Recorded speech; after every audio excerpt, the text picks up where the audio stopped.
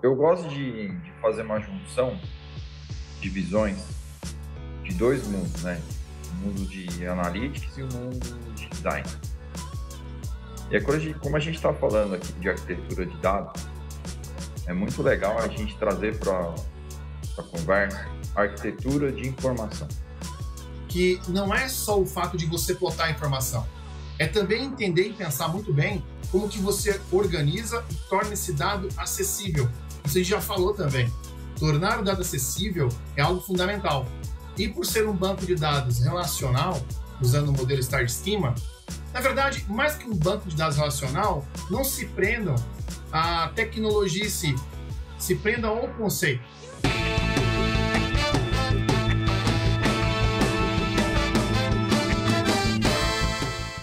Bem-vindos! Esse é o Down of Data, o seu programa de inteligência de dados. Eu sou o Sérgio Gaiotto. Eu sou o João Cris. E hoje nós vamos falar de métricas e dimensões. Então vamos começar nosso programa de hoje.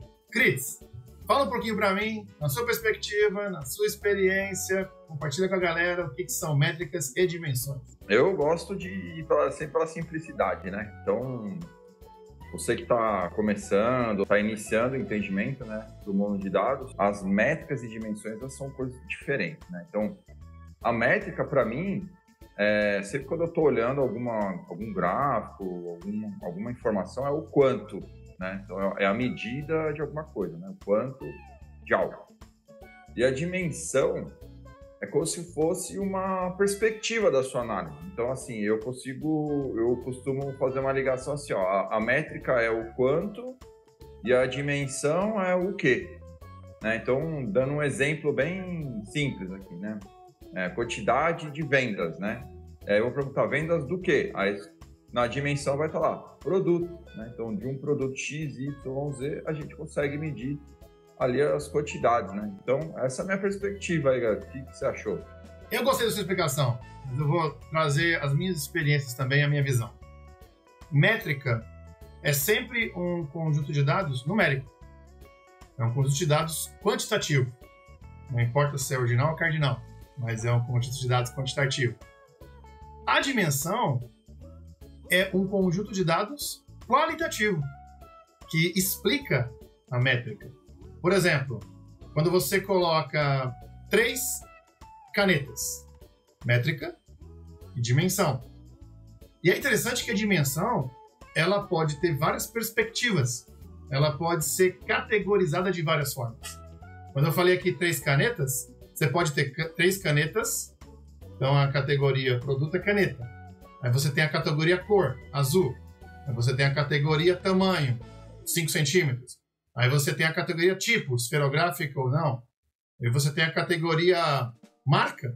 Então, existem muitas formas de você usar a dimensão, que é uma categoria, para explicar a quantidade, que é a métrica. Sensacional. Você consegue trazer para a gente, Cris, algum exemplo de mercado que você usa o dia a dia? Por exemplo, medição de quantidade de clientes adquiridos, quantidade de atendimentos de um call center. O que mais você consegue trazer? Não, legal. Acho que isso que é importante, né? A gente fazer essa conexão de como que a gente vai usar as coisas no dia a dia, né? Então, por exemplo, né, o Gaio estava falando aí de alguns tipos de dimensão, né? Eu tenho vários, né? Tem uma dimensão que a gente pode chamar de série de tempo, né? Então, ali vão estar divididos anos, meses, dias, horas, minutos, né? A gente tem categorias, né? Como o Gaio falou, que podem ser tipo produtos, né? Podem ser regionais de alguma empresa, uma loja, né? Dentro de uma categoria, né? Então, assim, dá para a gente colocar dimensões tipo ranges de coisas, né? Então, assim, pô, aí você falou, eu quero ver as visitas da minha loja, né? E aí eu posso fazer uma análise, né, na dimensão, colocando o range de idade, né, um intervalo de idade. Eu quero saber das pessoas que entram dentro da minha loja, quantas tem de 20 a 30 anos, de 30 a 40 anos, de 40 a 50, de 50 a 60 e assim por diante, né? Então, essa é um tipo de dimensão que a gente também consegue montar, né? Então, assim, quando a gente, no dia a dia, o que vai acontecer? As métricas e as dimensões, elas estarão juntas dentro dos gráficos, né? Então, os gráficos que a gente olha no dia a dia, são compostos por métricas e dimensões, né? Então, assim, num gráfico de barra, por exemplo, né, então vai ter um dos eixos, terá ali as métricas, né, pode ser, se for de coluna, né, com a barra em pé assim, o eixo Y ele vai estar com a métrica, né, e o eixo X embaixo, normalmente ele vai estar com a dimensão, né, principalmente quando a gente quer fazer uma dimensão, uma análise, né, usando a dimensão de série de tempo, né, então é sempre recomendado que a gente deixe ele ali embaixo, né, no eixo X, para dar essa sensação de continuidade, né, tanto no gráfico de barras quanto no gráfico de linha. Então, no dia a dia, o nosso maior contato com as métricas e dimensões será através dos gráficos, né? Conseguimos ver numa tabela? Conseguimos ver numa tabela também, né? É uma leitura um pouco mais difícil, muito mais serial, vai exigir muito mais memorização da nossa parte, né? Então, o nosso cérebro ele vai estar sendo exigido ali para guardar informações, né, enquanto a gente lê, né? Ao contrário do gráfico, que ele ativa o nosso sentido de pré-atenção visual e a gente consegue entender mais rápido as informações ali só de forma visual, né? Então, no dia a dia, né, eu acho que os gráficos serão o nosso maior contato com as métricas e dimensões. Sensacional, Cris. Agora eu vou te fazer uma pergunta, que é o seguinte: você me falou como você plota, como que você mostra, né, o cruzamento entre uma métrica e uma dimensão, que te dá uma informação, uma forma de mensurar. Uma métrica é uma unidade de medida, que pode ser metros, podem ser horas, pode ser a temperatura.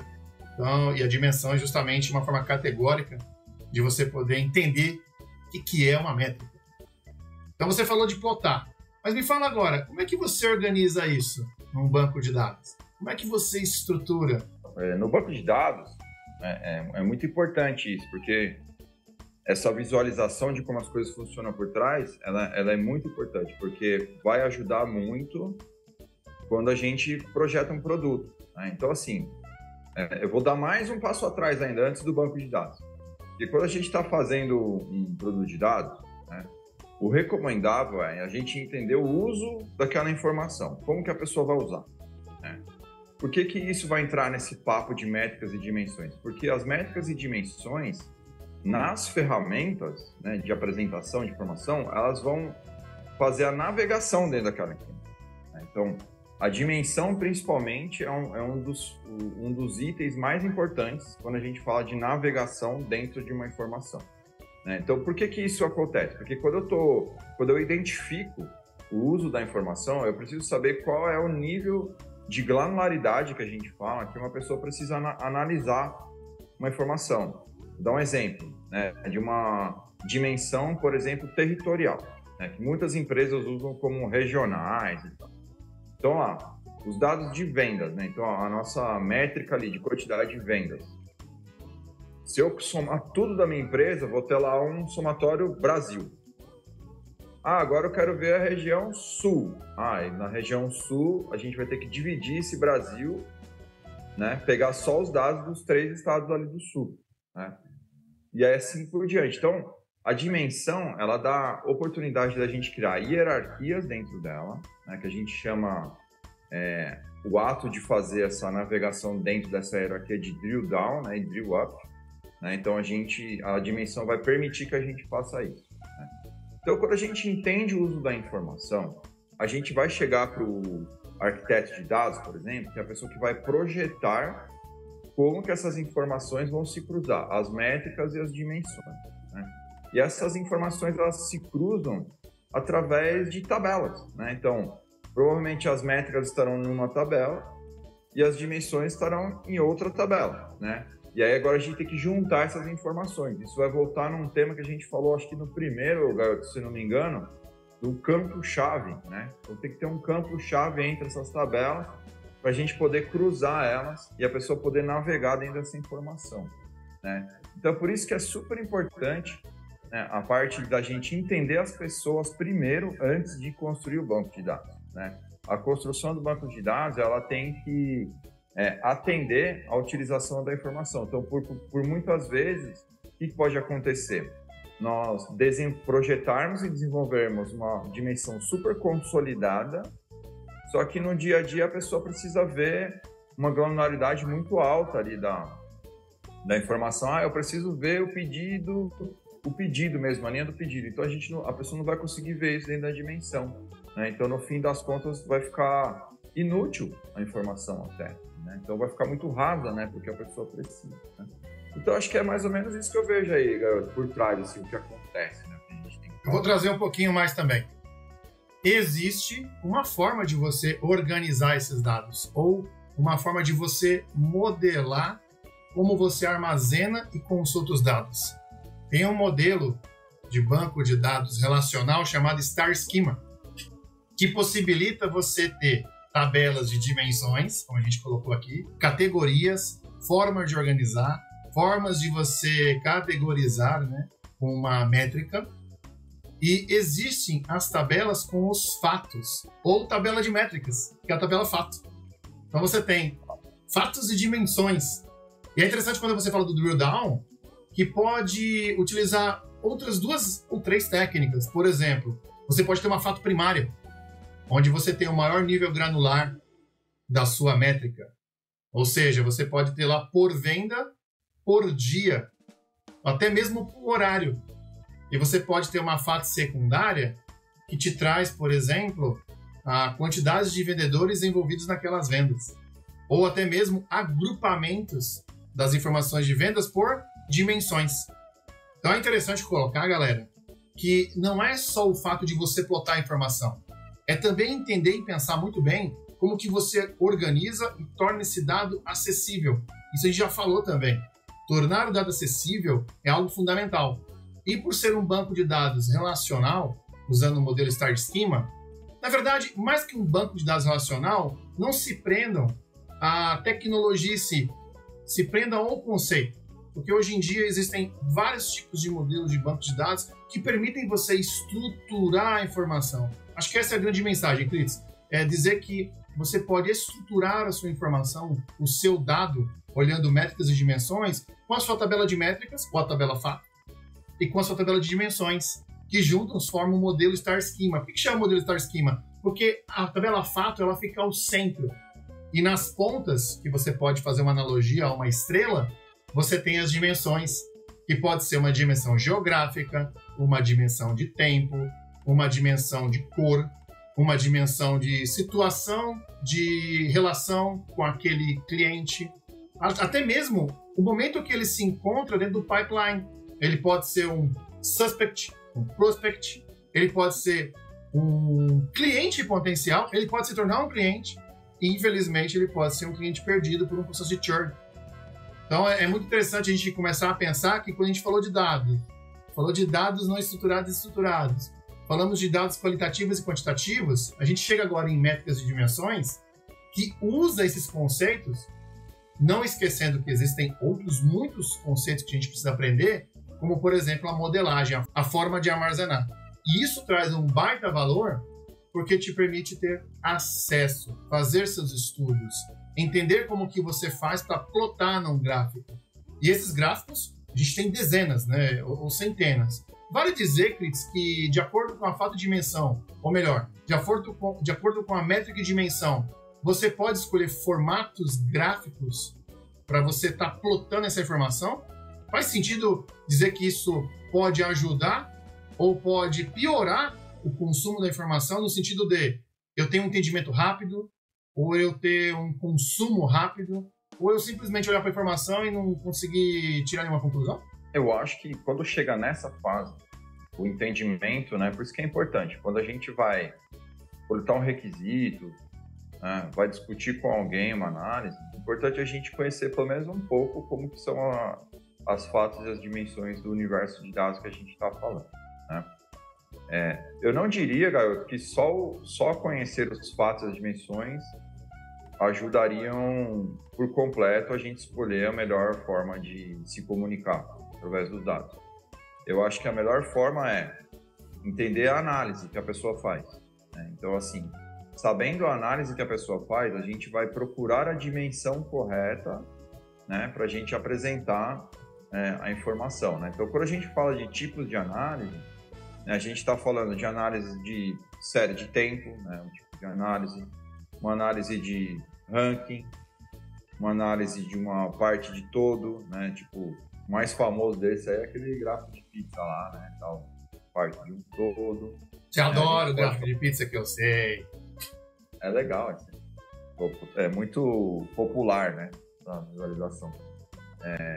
Análise de desvio, análise de correlação. Então, tem vários tipos de análise que as pessoas usam no dia a dia que, de acordo com esse tipo de análise que a gente identifica, né? Então, assim, quando a pessoa está falando, fala, meu, como é que você usa a informação? A pessoa, não, eu quero ver quem é o vendedor que vende mais.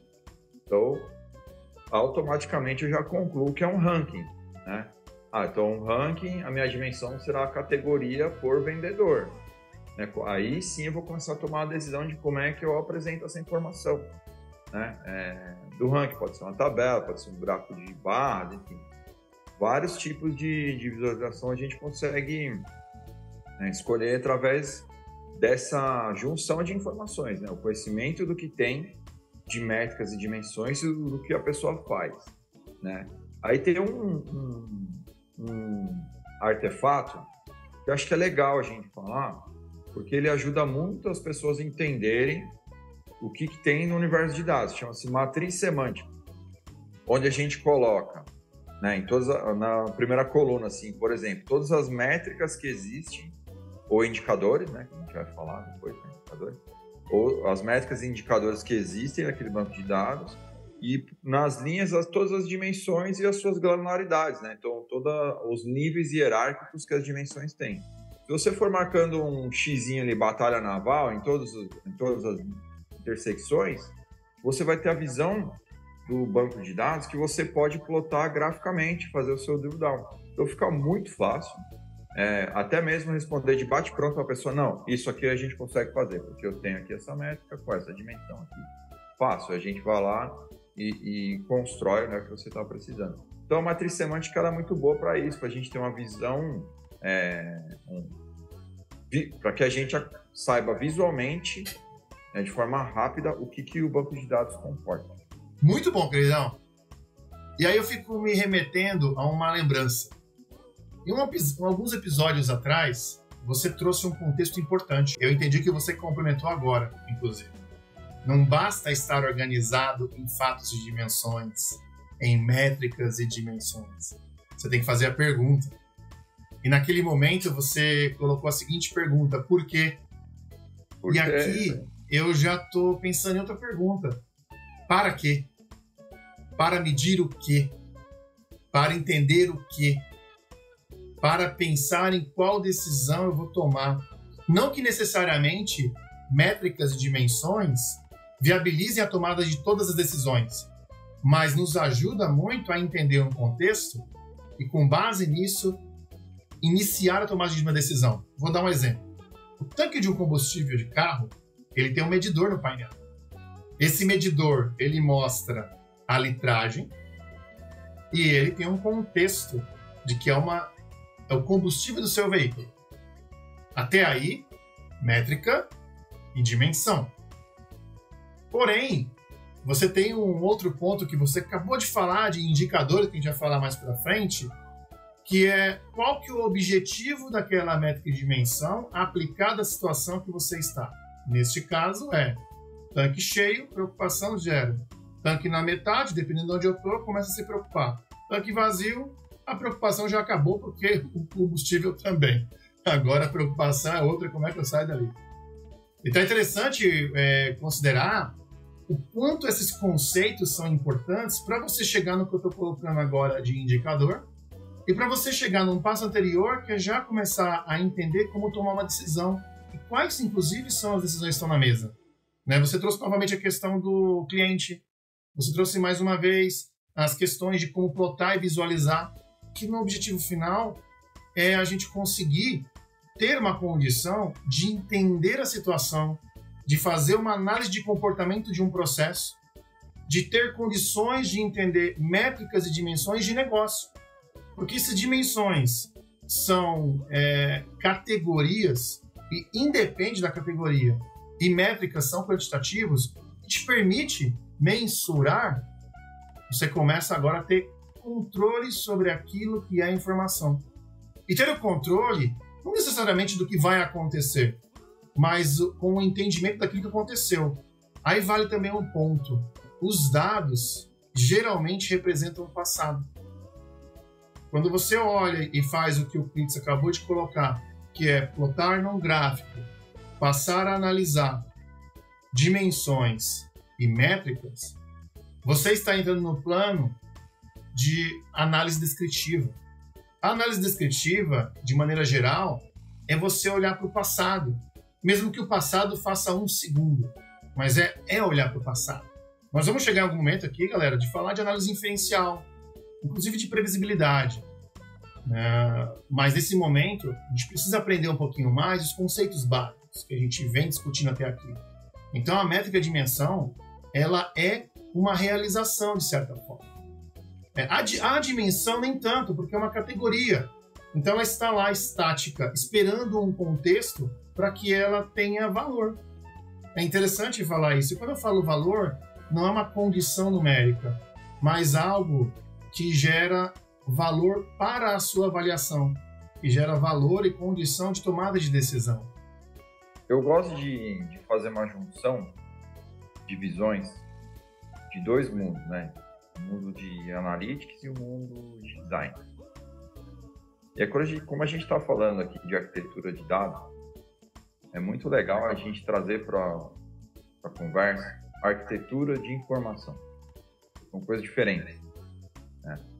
E aí, quando a gente fala de arquitetura de informação, que é uma disciplina fundamental, né? Eu acho que para quem trabalha com informações, seja qual for o tipo, né? Ela lida com 3 pilares. O primeiro é pessoas, o segundo é contexto e o terceiro é conteúdo, né? Então, quando a gente trabalha a função da informação, né? Olha como é legal, né? Quando a gente fala de design, a gente começa a falar de função, né? A função da informação para aquela pessoa, para aquele contexto, precisa de qual conteúdo? Então, a gente começa a juntar os mundos para dar função, né, à informação, né? Então, o próprio termo mesmo assim, de information design é para isso, é porque a gente dá função à informação utilizando essas duas técnicas. A primeira técnica de modelagem de dados e a segunda técnica é de arquitetura de informação, né? Então, uma está ligada na outra, né? Então, por isso que é muito simples. A gente, quando fala de design, é engraçado, assim, porque quando as pessoas falam de design analytics, a pessoa vai lá, que gráfico eu vou escolher? Que ferramenta eu vou usar? Que cor eu vou usar? Verdade, tem razão. Eu já percebi isso e vivenciei. E aí você escolhe o quê? O gráfico mais bonitinho, né? Nossa, esse gráfico é legal, eu tenho que usar ele. E não necessariamente o que esse gráfico traz de valor para análise. Exato. Então, assim, é muito simplista pensar assim, porque acho que a própria tradução da palavra design para o português, que deve ser algo ligado a desenho... Ou projetar. Pessoas, e isso, a palavra, o significado da palavra design é projeto, né? Projetar e tal, mas você fala design por aí, as pessoas entendem que é tipo desenho, visual, coisas assim, né? É muito mais ligado à parte visual do que da parte funcional da coisa, né? Então, por isso que é legal, né, a gente pensar, quando estiver projetando um produto de dados, né, desde o começo, sentar mesmo com o arquiteto de dados, com o cliente e começar a conversar sobre o uso e contexto, né, daquela informação, para a gente chegar nos conteúdos corretos, né? O valor que você acabou de falar é exatamente isso, é a gente acertar exatamente o formato, a disponibilidade, a recorrência, né, a frequência daquela informação para aquela pessoa ou para aquele grupo de pessoas, né? Quando a gente acerta isso, o valor está automaticamente entregue, porque é o que a pessoa precisa, no contexto que ela precisa. Então, é muito bom sempre fazer esse paralelo, né, entre esses dois mundos, aí, vamos dizer. Então, peraí, deixa eu ver se eu estou entendendo aqui. Vou fazer uma recapitulação e vou trazer, obviamente, informação nova, até para ajudar a galera a entender como que você chegou nessa análise final, que é a arquitetura da informação, que obviamente parte de dimensões e métricas. Primeiro, você fez uma pergunta para o negócio. Por quê? Né? Este porquê gera uma hipótese, e essa hipótese é respondida por dados. Estes dados precisam e devem ser coletados de fontes ou origens. Em outro episódio a gente explica exatamente o que é fonte e origem. Geralmente uma origem é um CRM, um RP, e fontes já são informações tratadas ou coletadas. Uma vez que você trouxe esse dado dessas fontes e origens, você armazena eles. E não importa agora as técnicas, tá? Existem vários, você pode ter estágios de armazenamento e tratamento. Só que o mais importante aqui é considerar o seguinte: uma vez definida essa fonte e origem, com base numa pergunta de negócio, que efetivamente vai responder a um porquê, este dado tem que ser garantido. O quê? A sua confiabilidade, a sua qualidade, a sua recência, de acordo com aquilo que foi combinado com a área de negócio, e, naturalmente, a sua disponibilidade. Porque de nada adianta você trazer uma informação que você não pode confiar, de nada adianta você trazer uma informação que você não sabe se tem qualidade efetivamente, e são distintos, né? Qualidade e confiabilidade. E também atrapalha as análises, principalmente quando você traz a questão de dimensão temporal. Se você está precisando fazer avaliações rápidas de métricas de dimensões, sendo que a dimensão é de hora em hora ou de 15 em 15 minutos, e você entrega essa informação a cada 2, 3 horas, você prejudica a análise. Então, uma vez que você recebe essa informação, você armazena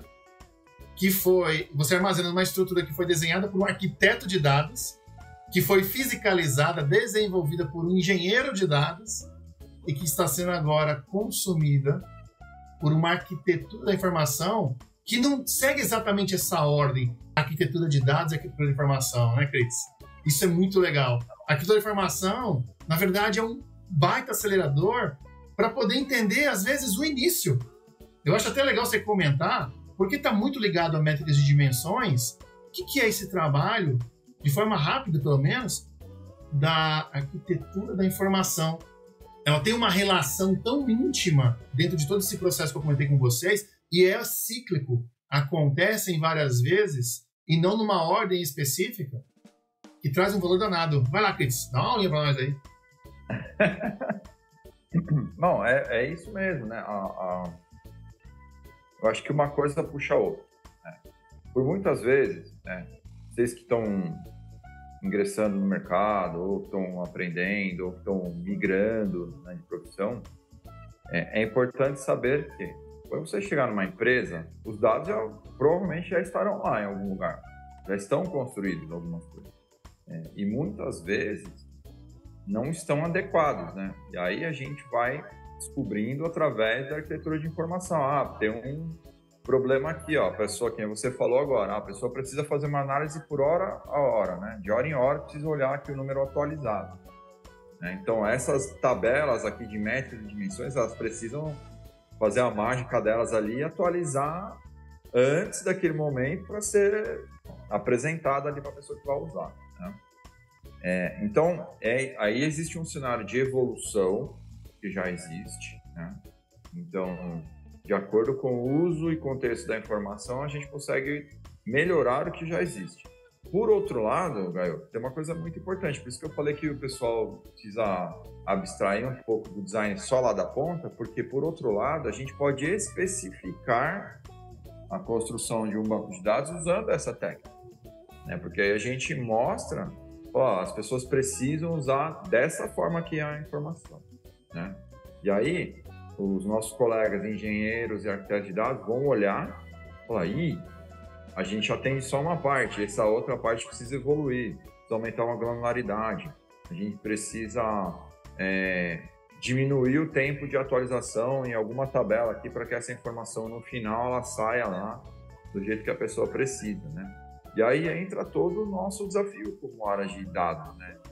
Fazer toda essa máquina girar por trás para que no fim ela tenha valor lá para a pessoa que está usando, né? Porque senão não adianta, o nosso telefone aqui vai só tocar, né?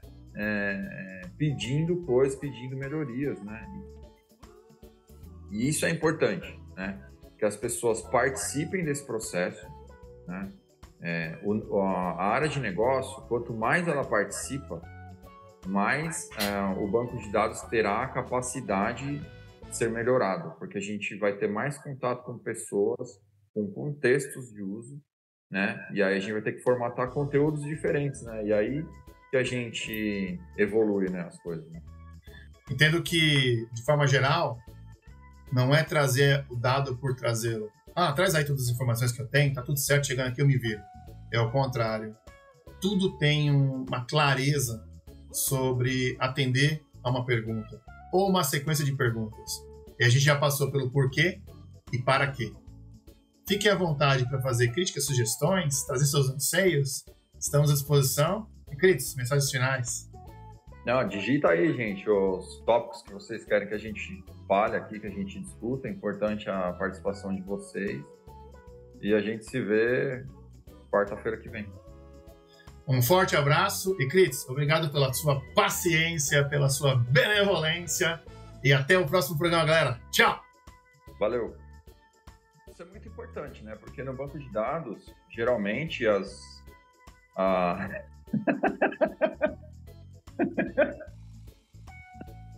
Vai lá!